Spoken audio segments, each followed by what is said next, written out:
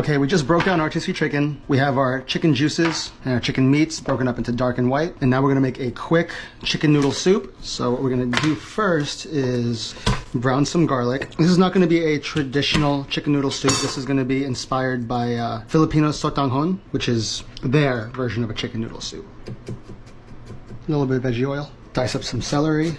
Get this garlic in. As it begins to gold, we will add in our onions.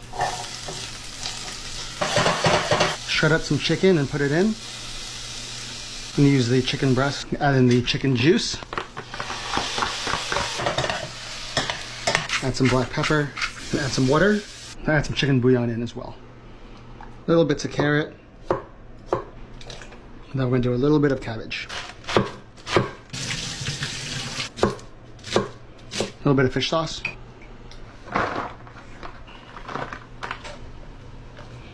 And now finally, we can add some vermicelli noodles. Start with one. I'm gonna put a second one in, and then we'll have this simmer for like 5 minutes, and then we'll be good. I'm gonna cut up the noodles a little bit. Camera died, so we're using my phone, but we're adding in some green onions, adding in some fried garlic. Mixing it up. Into the bowl.